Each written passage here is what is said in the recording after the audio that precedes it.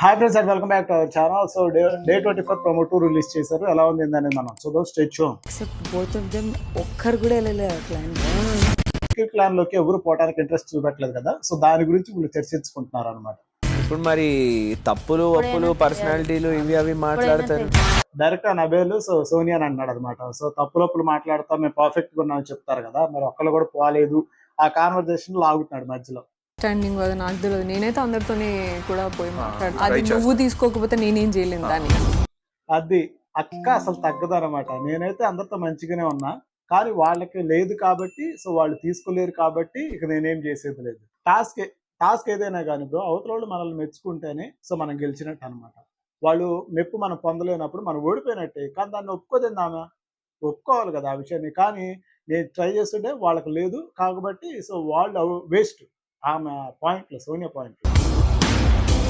సోనియానే వీళ్ళిద్దరూ బాగా కన్సిడర్ చేస్తారు అనేది నా మీద కోపం. వాళ్ళకి కోపం కాదు, సో నువ్వు వాళ్ళు వాడుతున్నావు అని చెప్పి జాలి అనమాట. చిరాకు, రోత ఇలాంటి పదాలు అనమాట. అసలు జాలి ఏం లేదు, కోపం ఏం లేదు.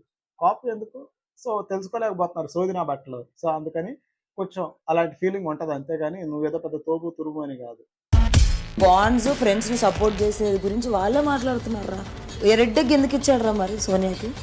వీళ్ళందరూ రిలేషన్స్ చూసుకున్నారు, క్యాపబుల్ ఉందా లేదా అన్న పాయింట్ కూడా వీళ్ళు తీసేసి సో ఆలోచిస్తున్నారు. సో అట్లా కాదు, సో నిఖిల్ క్యాపబుల్ పర్సన్, నేను అందుకని ఆ టీంలో పోతున్నా అని చెప్పేసి సోనియా అంది. మరి అలాంటప్పుడు ఈ రిలేషన్స్ ఏం చూసుకోకుండానే మరి రెడ్ ఎగ్ ఎందుకు ఇచ్చాడు?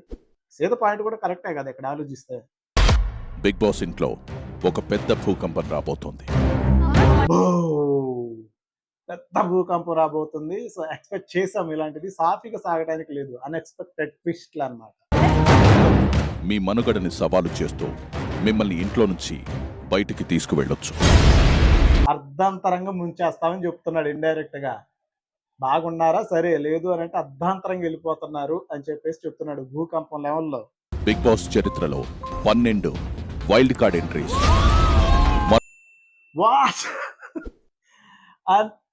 12 వైల్డ్ కార్డ్ ఎంట్రీలు ఉన్న వాళ్ళతోనే సస్తంటే 12 మంది. సో నాకు తెలిసి ఈ స్క్రాప్ అంతా పోతుంది బ్రో. ఖచ్చితంగా ఈ స్క్రాప్ మొత్తాన్ని కూడా అవతలేయడానికి. సో 12 వైల్డ్ కార్డ్ ఎంట్రీలు అంటే ఆల్మోస్ట్ 6 పేర్స్ అనమాట. 6 జంటలుగా లోపలికి రాబోతున్నారు. మరొక 2 వారాల్లో రాబోతున్నాయి. విత్ ఇన్ 2 వీక్స్, 2 వారాల్లో 12 మంది వైల్డ్ కార్డ్ ఎంట్రీ ఇవ్వబోతున్నారు. అన్బిలీవబుల్ అనమాట అసలు ఇది.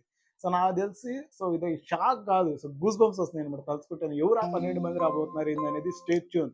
మన ఛానల్లో నెక్స్ట్ మినిట్ మనం అయితే వీడియో పోస్ట్ చేయబోతాం దానికి సంబంధించింది.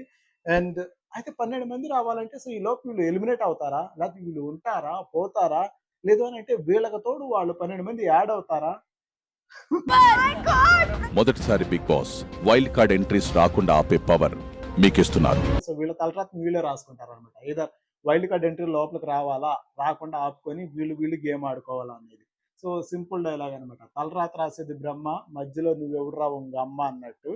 సో బిగ్ బాస్ వాళ్ళకి ఒక ఆఫర్ ఇచ్చారు. మరి దీన్ని ఎలా యూజ్ చేస్తారు ఏందనేది మనం అయితే చూడాలి. Survival of the fittest challenges గెలవడం. ప్రతి ఛాలెంజ్ గెలిచినప్పుడల్లా మీరొక వైల్డ్ కార్డ్ ఎంట్రీని ఆపొచ్చు. నెక్స్ట్ 2 వీక్స్ లో 12 టాస్క్స్ ఉంటాయి. టాస్క్ ఫెయిల్ అయిన ప్రతిసారి ఒక ఎంట్రీ ఉండొచ్చు, ఒక ఎగ్జిట్ ఉండొచ్చు. నెక్స్ట్ 3-4 డేస్ లో 12 టాస్క్స్. సో టాస్క్ ఫెయిల్ అయిన వెంటనే ఒకళ్ళు లోపలికి ఎంట్రీ ఇస్తారు, అంతేనా? నెక్స్ట్ 3-4 డేస్ లో 12 టాస్క్లు ఉంటాయి. సో ప్రతి టాస్క్ కూడా ఒకళ్ళు ఎగ్జిట్ అవ్వచ్చు, ఒకళ్ళు ఎంట్రీ అవ్వచ్చు. మేబీ ఎగ్జిట్ లేకపోయినా కానీ సో ప్రతి టాస్క్ వీళ్ళు గెలిస్తే ఒకళ్ళు ఆపేయచ్చు. లేదు అని అంటే ప్రతి టాస్క్ వీళ్ళు ఓడిపోయారంటే సో ఒక్కొక్కళ్ళు ఎంట్రీ వస్తూ ఉంటుంది అనమాట. So ultimate bro. సో ఇది మాత్రం సో చాలా కొత్తగా అనిపించింది. అండ్ నాకైతే బాగా కిక్ వస్తుంది అనమాట. ఇంకా 12 మంది కంటెస్టెంట్లు అనమాట. సో 12 కంటెస్టెంట్లు అంటే stuff stuff stuff stuff stuff. ఎక్కడి నుండి వస్తారు, ఎవడు వస్తాడు, ఎటు నుండి వస్తారు, సో ఏ మైండ్ సెట్ వాడు వస్తాడు, సో ఎక్కడ ఎంత అసలు అల్టిమేట్ ఊహించుకుంటేనే 12 మంది అంటే ఇప్పుడున్న వాళ్ళందరూ స్క్రాప్ అనుకుందాం. రాబోయే వాళ్ళు టఫ్ కంటెస్టెంట్, తెలివైన వాళ్ళు, బుర్రపెట్టి ఆలోచించేవాళ్ళు, పనిమంతులు, సో లేదు పిచ్చెక్కిన వాళ్ళు, వెర్రోళ్ళు, ఇలా అన్ని రకాలుగా ఆలోచించుకుంటే బాబోయ్ మామూలుగా ఉండదు రాబోయే ఎపిసోడ్. మీరైతే స్టే ట్యూన్.